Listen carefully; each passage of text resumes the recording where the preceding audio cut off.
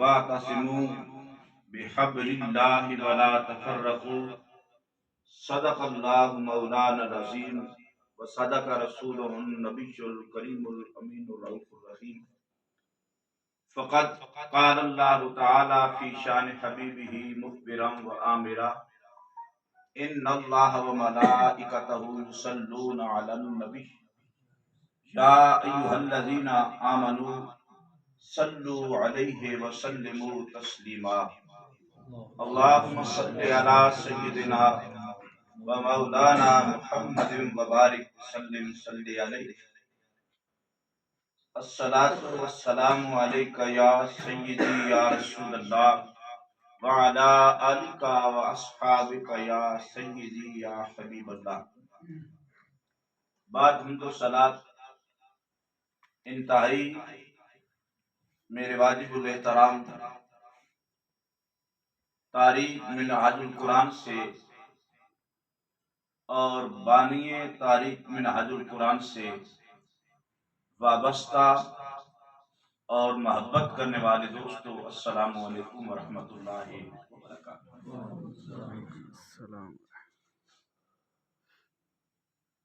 حضرات گرامی، جو آیے کریمہ میں نے آپ کے سامنے تلاوت کرنے کا شرف حاصل کیا، اس آیے مبارکہ کا جو مدعا ہے، اس آیے کریمہ کا جو پیغام ہے،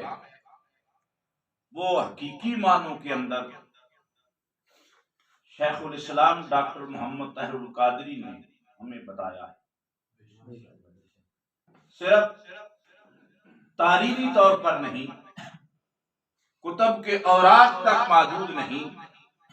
انہوں نے اس آیے مبارکہ کو اپنے ماننے والوں اور اپنی محبت کرنے والوں کے جسموں کے اوپر اور ان کے کردار کے اوپر اور ان کے عادات و اطوار کے اوپر نافذ کر کے بتا دیا ہے کہ واعتصموا بحبل اللہ ولا تفرقوا، یہ ہوتا ہے۔ حضرات جی وقار، ڈاکٹر محمد طاہر القادری کی شخصیت کو وہی جانتا ہے، ان کی اہمیت اور ان کی افادیت کو وہی جانتا ہے کہ جو ان کو پڑھتا ہے، جو ان کو قرآن پاک اور احادیث مصطفیٰ صلی اللہ علیہ وسلم کا پیغام عالمی دنیا میں انٹرنیشنل سطح پر پیش کرتے ہوئے دیکھتا ہے، اور وہ یقیناً ڈاکٹر محمد طاہر القادری کے اس کام کو دیکھنے کے بعد، ان کے اس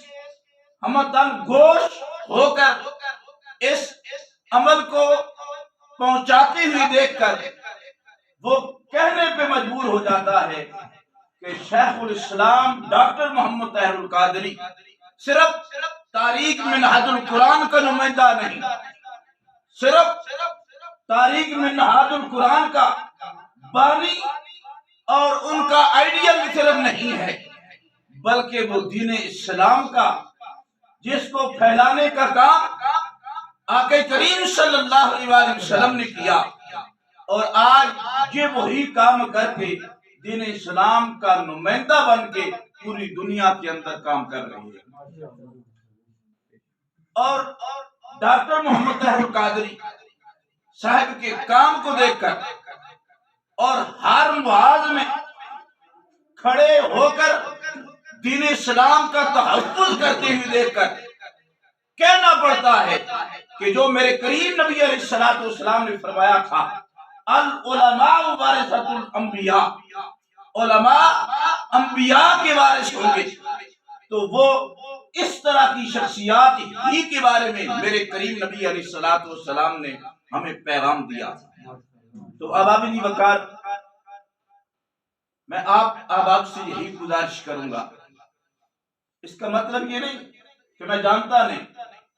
اس کا مطلب یہ نہیں کہ میں سمجھتا نہیں۔ الحمدللہ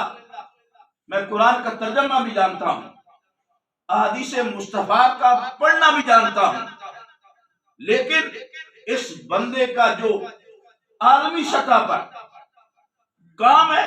اس کام کو دیکھنے کے بعد کہنا پڑتا ہے کہ اس آدمی کی جو قدر کر سکتے ہو تو قدر کر لو.